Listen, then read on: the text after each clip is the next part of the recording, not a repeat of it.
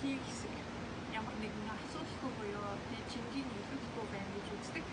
Тэгэхээр 108 мөрөглийг хийгээд доошоо сунж мөрөхдөө аль болох 2 өдрөө нийлүүлээд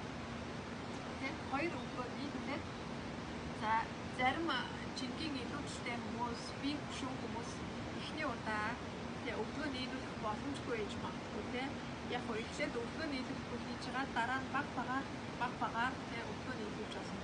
За өглөө нийлүүлээд энэ хэвлийн хэсгийг баг дээр сунгаж өгөөд урагшаагаа сунж мөрнө.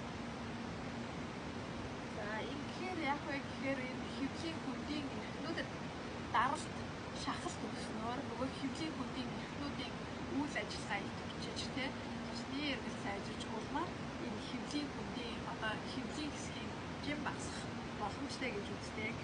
За мөрөглөө хийхдээ эхнээс нь үзүүлэн явъя. За дэшигээ сунж мөргөөд доошоо болохдоо өглөө нийлүүлж байна. Ингээд доошоо болохдоо өглөө нийлүүллээ. Уруугаа сунглаа. Биеийн энэ хэсгээ сунглаа. Урагшаагаа боллоо. За сунж мөргөлөө. Бүгдээгээ сунж мөргөчөөд буцалтаа уруугаа нугаллаа. Хөвлийгээ татаад дэшигээ өндөлөө.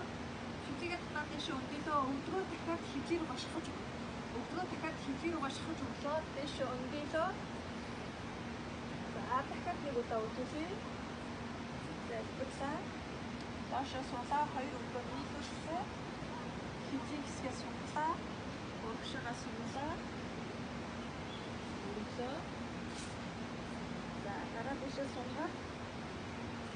Одоо эндээс хуруугаа нугаллаа. Хөвлийгээ татлаа. Өглөө бие рүүгээ шахлаа. Дэшээ өндөлөө. За ингэхээр энэ хэвлийн хөндийн хэсгүүдэд шахалт даралт ирснээрээ энэ хавийг үйл ажиллагаа сайжирч сайн байхаараа энэ хавийн хэсгийг тагалт үүсэхгүй байх боломжтой. Дээрээс нь нурууны өвчлийг яаж багасгах вэ гэхээр нурууны бидний одоо бүтэц болохоор S хэлбэртэй гэж үздэг. Тэгэхээр нурууны дасгалыг хийж авах. Тэгээ нурууны доод хэсэг тийм огшоогоо S хэлбэртэй энэ хэсгийг сунгаад одоо нөгөө S хэлбэртэй нуруу маань тодорхой хэмжээнд сунгаж шулуун болгож ийн гэсэн.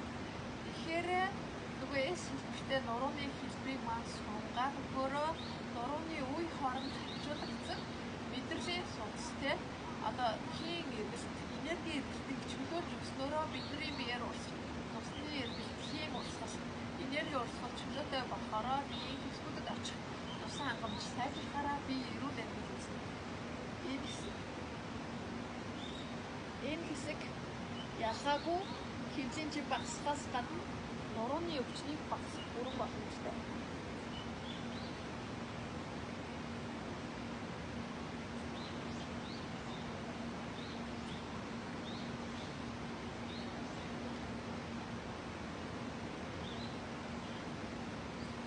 Ингээд 108 мөрөглийн төслөмжтэй маш энгийн аргаар таврын хэвлийн жинг багасгаж нурууны өвчлийг багасгахыг зааж өглөө хамгийн гол нь өдөр болгон тууштай тогтмол хийснээр үлдэн өгнө. Тэгэхээр 108 мөрөглийг хийхэд 20 минут болдог. Энэ мэдээж тухайн хүний бие физиологийн онцлогоос шалтгаална. Тэгэхээр 20 минут нь багтаах гэж амьсгалаа төгсгөж болохгүй. Яг л амьсгалаа ийм таттай амьсгалаа нэггүйгээр чөлөөтэй яг тэр амьсгалынхаа хэмээр хийхэд миний хувьд 20 минут болно. За зарим хүмүүс болохоор 30 минут болж байна гэсэн. Тэгээд миний хувьд болохоор амьсгалаа төгсгүйгээр амьсгалаа нэмэхгүйгээр яг энгийн хийхэд 20 минут болж байна.